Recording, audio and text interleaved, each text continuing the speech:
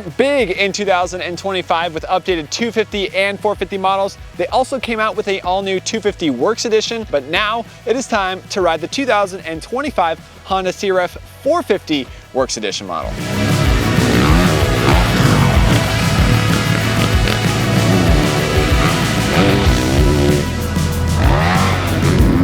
Works Editions have been around since 2019, and one thing that we really appreciate with Honda is when they introduce a new bike, they don't just put stickers on it and call it something else. They don't just put a kickstand on it and call it an off-road bike. No, they go all out and they add lots of aftermarket parts to it. So we appreciate that from all of Honda's models, including the Works Edition bikes. Inside the engine, very minor mods, but they do touch up the intake and exhaust ports just a little bit. They have a Yoshimura full exhaust system on here, Yoshimura RS-12. So the factory HRC Honda team, they run Yoshimura to work with the exhaust and with the touched up head. They have updated ECU settings built specifically for this bike. Also inside the engine is the Hinson clutch basket and the Hinson clutch cover. So this is one thing that differentiates the 450 from the CRF450 Works Edition. 250 stock clutch basket, 450 it does have the Hinson basket, and we've appreciated that. It actually helps smooth out the engine and of course increase durability on the clutch by far. Also, while we're down here, we'll take a look at the suspension. On the rear, it's got an 18 mil shock shaft, so that's up from the 16 mil, which is stock, to give a little more hold up in the rear.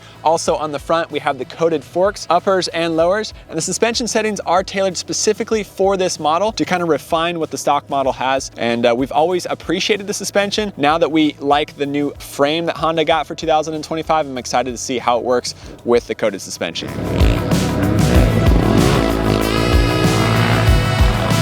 Now, if you buy a CRF450 Works Edition, you're gonna be spending $12,599. And with that much money into it, you're gonna wanna know that Honda went the extra mile. Thankfully, they did. On the compression clickers for the forks, these are adjustable by hand. We appreciate that. Makes it easy for us test riders to adjust it while you're on the side of the track and really dial in the suspension settings without having to go and grab a flathead screwdriver. Plus, they look factory. They look like A-kit forks up here with the blue coatings and the cool Showa engravings in there. Also on the shock, high speed and low speed adjusters are anodized blue and black, making you feel like you have A-kit suspension, even though it's still stock settings inside. Also things that we appreciate, the coated triple clamps, darker charcoal gray. Also the fork lugs are coated as well. So grips, more comfortable than the stock grips and they'll last a lot longer. They're the Renthal Kevlar grips. And then one of my personal favorites, the Throttle Jockey seat cover. For me, it's almost the first modification I'll put on any of our stock bikes is a Guts Racing seat cover, just because it really helps you stay on the bike and limit arm pump. And to increase durability, you got the D.I.D LT-X rims, quite a bit stronger than stock. Wrapping around those is the Dunlop MX33 tires. And to top it off, it has the factory HRC Honda team inspired graphics on it that come stock to make you feel cool. And we stuck DecalWorks graphics on here, a longtime partner with MXA, making our riders look good on the track. So we've fallen in love with the CRF450 Works Edition that we got to ride for the last couple months. Now it's time to shake down the CRF450 here at Fox Raceway, and we'll let you guys know all we learned about this bike after day one.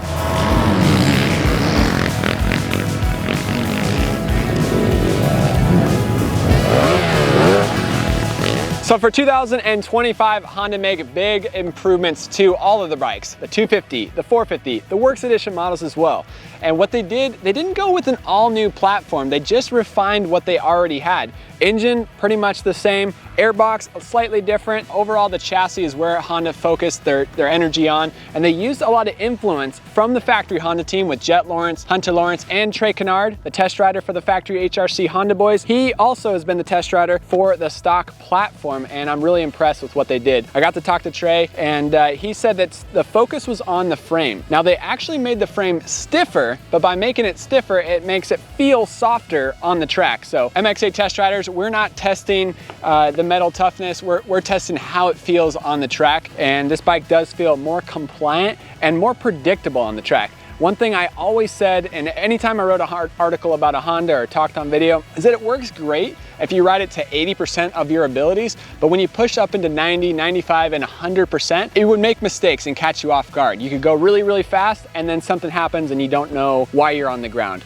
Chase Sexton, obviously he had that problem. He would go really, really fast on this bike, but he had a few crashes on it. So my feeling also translated to what I saw on TV, and it also translated to what Honda felt in their R&D test department. So they made the frame a little bit stiffer, makes it handle much better on the track. MXA test riders love it now. It went from from 6th place in our 2024 shootout to 2nd place in our 2025 shootout. So yeah, safe to say we like this new platform a lot.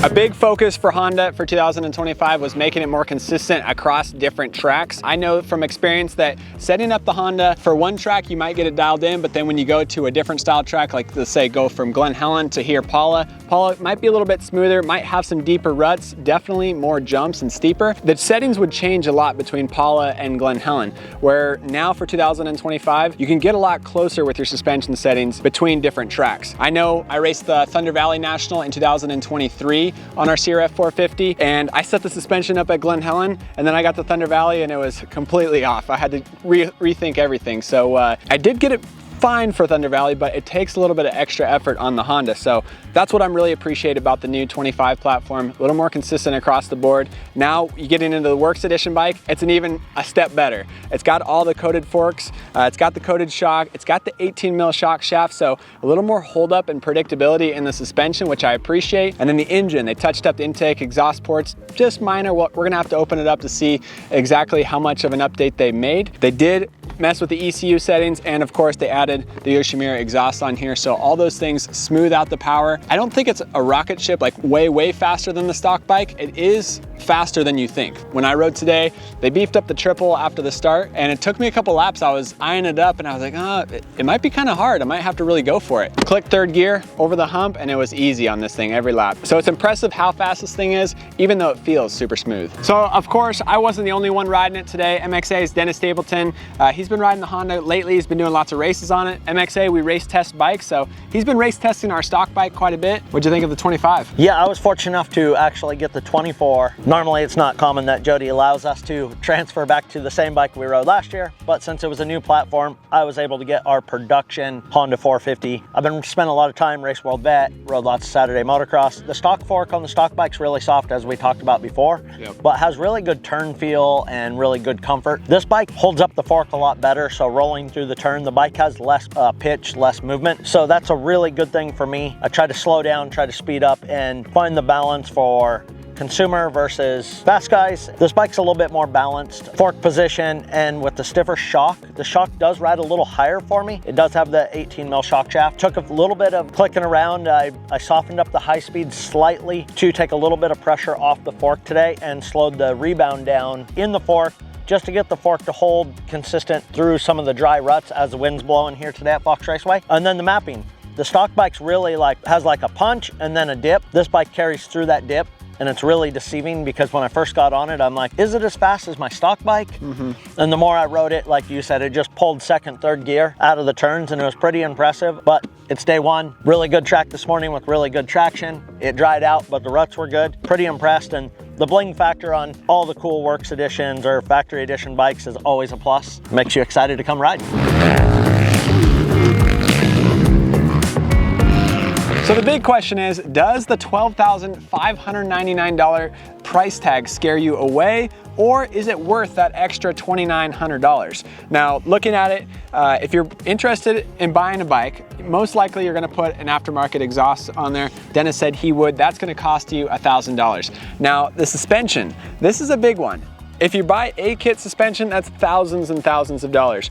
But this looks like A-kit suspension. It's got the coatings, coated upper forks, coated lower fork legs, and it's got the Ultra Trick caps up here, adjustable by hand. So you look at it, it just looks cool. And a lot of guys, especially vet riders, they buy A-kit probably because it looks cool, right? And it's fun to tell your friends that you're running A-kit suspension, but unless you're a top tier rider in the amateur classes or in the pro classes, you probably don't need A-kit suspension. So the Showa forks look sick, make you feel like you got A-kit suspension. They come stock. You're saving time by buying this bike. You don't have to send out your suspension to get revalved and get coated. You also are saving time by not having to take your shock apart and put an 18 mil shock shaft in there. It's already got the exhaust on there, and it already looks exotic too. So $2,900, is it worth it for you? Yeah, definitely. I mean, it's got a gold chain on it, which I already buy. Yep. I already order twin air filters and purchase those. Yep. And it comes with a seat cover. Comes with a seat cover, which is massive, right? Yeah, Because 450, you like the seat, right? I do. I really like the seat, and it was really durable on last year's bike. Yeah. And whatever they put inside their ribs held up really good. Yeah. So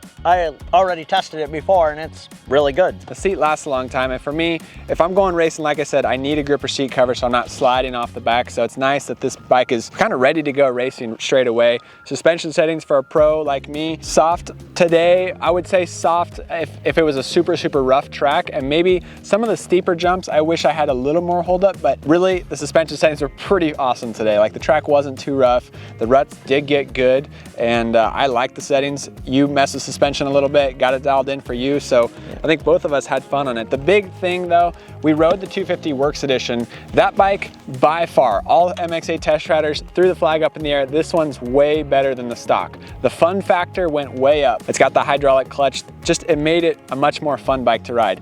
This one, it is a more fun bike to ride than the stock CRF450, but maybe not as big of a difference. Yeah, I mean, the stock 450 is really good. Yeah. I mean, it was a huge improvement. So yeah. How many people really need a crazy bike 450? The numbers are little. Another cool factor, the map switch is more noticeable from 1 to 3. Yep. I ran map 2 today over the R standard bike. So that is another perk that you have. The maps are different. Yeah. They are a little bit more racy. The gaps filled in where the stock bike had a dip. You do get a pipe, supposedly stronger wheels. Yep. They claim, we haven't done a back-to-back test, so I can't claim that, but they say the wheels are stronger. It looks cool. Looks cool. So for me, I would do it because by the time I get online and order a clutch cover, get a clutch basket in it, peen the bolts, which you learned about when you first started at MXA. I hate changing clutch baskets. That alone makes this bike like worth it. That you don't have to put a Hinson clutch basket in your stock model. So, okay, maybe I almost forgot about the clutch basket. Now that you mentioned that, I'm tipping more to like this is a must-have. So I don't know. It was a lot of fun riding it today. Dennis, good times? Yeah, definitely good times. Always shiny bikes, cool bikes, good tracks. Never goes wrong. Can't complain. Lots of videos on the MXA YouTube channel. We're testing the 2025 Kawasaki KX450 SR as well, so you can check out that video on our YouTube channel and website. We're gonna keep racing it over the next couple weeks, heading into the new year, and stay tuned for a full written test on the CRF450 Works Edition in Motocross Action magazine. Dennis, thanks as always. Yeah.